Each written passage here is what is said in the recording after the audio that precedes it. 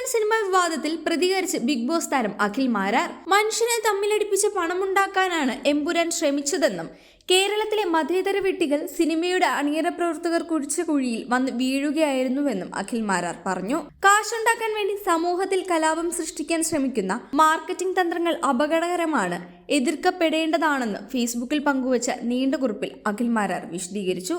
നീണ്ട കുറിപ്പ് ഇങ്ങനെയാണ്: സിനിമയിൽ രാഷ്ട്രീയം പറയുന്നതിലോ യാഥാർത്ഥ്യം പറയുന്നതിലോ യാതൊരു തെറ്റുമില്ല. സമൂഹത്തോടുള്ള ഒരു കലാകാരന്റെ ചേർന്ന് നിൽക്കലാണ് അവന്റെ കലയിലൂടെ അവൻ മുന്നോട്ട് വയ്ക്കുന്ന രാഷ്ട്രീയം. അവിടെ അവന് പണമല്ല ലക്ഷ്യം.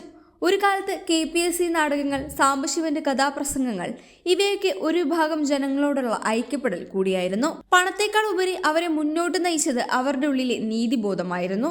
അവിടെയാണ് മനുഷ്യരെ തമ്മിലടുപ്പിച്ച് പണമുണ്ടാക്കാൻ ശ്രമിച്ച എമ്പുരാൻ എന്ന സിനിമയും അതിന്റെ അണിയറ പ്രവർത്തകരും സമൂഹത്തോട് ചെയ്ത ചതി തുറന്നു പറയേണ്ടിയിരിക്കുന്നത്. എമ്പുരാൻ സിനിമ കണ്ട നിങ്ങൾക്ക് എല്ലാവർക്കും അറിയാം, ഇത് യാഥാർത്ഥ്യത്തോട് ചേർന്ന് നിൽക്കുന്ന സിനിമയോ അല്ലെങ്കിൽ ഏതെങ്കിലും രാഷ്ട്രീയ പ്രമേയം അവതരിപ്പിക്കാൻ ശ്രമിച്ച സിനിമയോ അല്ല. ബുദ്ധിജീവി എന്ന് മറ്റുള്ളവർ കരുതുന്ന മുരളി ഗോപിയുടെ വികലമായ എഴുത്തിന് പൃഥ്വിരാജിന്റെ കോടികൾ മുടക്കിയ വിവരക്കേട്, അതാണ് സിനിമ കണ്ട ശേഷം എനിക്ക് തോന്നിയത്. സിനിമയിൽ കലാപം കാണിക്കാം, എന്നാൽ കാശുണ്ടാക്കാൻ വേണ്ടി സമൂഹത്തിൽ കലാപം സൃഷ്ടിക്കാൻ ശ്രമിക്കുന്ന മാർക്കറ്റിംഗ് തന്ത്രങ്ങൾ അപകടകരമാണ്, എതിർക്കപ്പെടേണ്ടതാണ്. ജനഗണമന സിനിമ ഇറങ്ങിയപ്പോൾ അന്ന് സന്ദീപ് വാര്യർ ഈ സിനിമയിലെ ട്രെയിലർ കണ്ട് പ്രതികരിച്ചു. സിനിമയിലില്ലാത്ത ട്രെയിലർ രംഗങ്ങൾ ബോധപൂർവം സൃഷ്ടിച്ചതിന് ശേഷം അതിനെതിരെ BJP നേതാവ് രംഗത്ത് എന്ന് പറഞ്ഞായിരുന്നു ആ സിനിമ മാർക്കറ്റ് ചെയ്തത്. ഒരു സിനിമയുടെ മാർക്കറ്റിംഗ് സാധ്യത BJP ആ സിനിമയ്ക്കെതിരെ എന്നാക്കുമ്പോൾ അത് വിജയമായി മാറുന്നത് ഇന്നാട്ടിലെ മുസ്ലിം സമൂഹത്തെ അത്രയേറെ മണ്ടന്മാരായി ഇവർ കാണുന്നത് കൊണ്ടാകും, അല്ലെങ്കിൽ BJP അവർ അത്രയേറെ വെറുക്കുന്നത് കൊണ്ടാവും. അതുതന്നെയാണ് പാളിപ്പോയ എമ്പുരാന് ഇവർ ഉപയോഗിച്ചതും. സിനിമ ഇറങ്ങി പലർക്കും ദഹിക്കാതെ പോയപ്പോൾ അശ്വന്ത് ഉൾപ്പെടെ മോശം റിവ്യൂ പറഞ്ഞപ്പോൾ പിന്നീട് സോഷ്യൽ മീഡിയയിൽ നിറഞ്ഞത് സിനിമയിൽ സംഖ്യകളെ എടുത്ത് ഉടുത്തിട്ടുണ്ട്, ഗുജറാത്ത് കലാപം കാണിച്ചിട്ടുണ്ട് എന്ന കമന്റുകളായിരുന്നു. സ്വാഭാവികമായും ആ കമന്റുകൾക്ക് മറുപടി കമന്റുകളുമായി സൈബർ സംഖ്യകൾ വന്നു. ഇതോടെ കേരളത്തിലെ മതേതര വിട്ടികൾ സിനിമയുടെ അണിയറ പ്രവർത്തകർ കുഴിച്ച കുഴിയിൽ വന്നു വീണു. സംഖ്യകൾ തള്ളിപ്പറഞ്ഞ എമ്പുരാന് മുഖ്യമന്ത്രിയുടെയും പ്രതിപക്ഷ നേതാവും ഉൾപ്പെടെ പിന്തുണ. മാധ്യമങ്ങൾ മാനവികത പൂഴ്ത്തിപ്പാടി.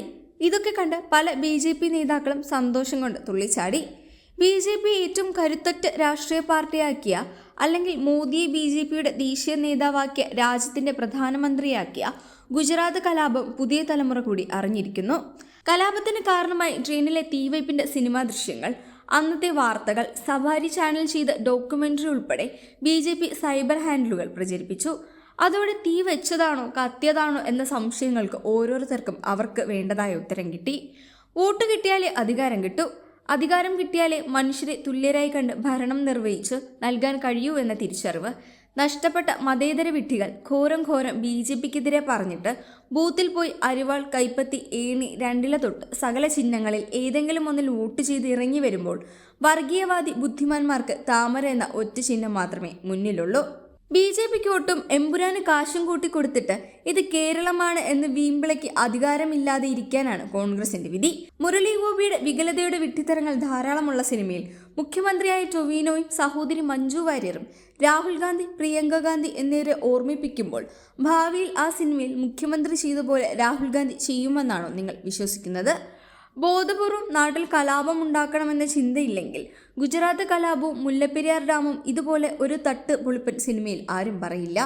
വൈകാരികത വിറ്റ് കാശുണ്ടാക്കുന്നവർ, നാട്ടിൽ കലാപങ്ങൾ ഉണ്ടാക്കി മനുഷ്യനെ തമ്മിലടിപ്പിച്ച് കാശുണ്ടാക്കുന്നവർ കലാകാരന്മാരല്ല, കലാപകാരികളാണ്. ലാലേട്ടൻ അന്നും ഇന്നും സംവിധായകന്റെ നടനാണ്. കഥ പോലും കേൾക്കാതെ സംവിധായകനെ വിശ്വസിച്ച് ചെയ്ത സിനിമകളാണ് അദ്ദേഹത്തിന്റെ ഒട്ടുമിക്ക സൂപ്പർ ഹിറ്റുകളും. സിനിമ പൂർണ്ണമായും സംവിധായകന്റെ എഴുത്തുകാരൻ്റെയുമാണെന്ന് വിശ്വസിക്കുന്ന അപൂർവം നടന്മാരിലൊരാളാണ് ലാലേട്ടൻ. അദ്ദേഹം ഒന്നിലും ഇടപെട്ട ചരിത്രം നാളിതുവരെ ഞാൻ കേട്ടിട്ട് കൂടിയില്ല.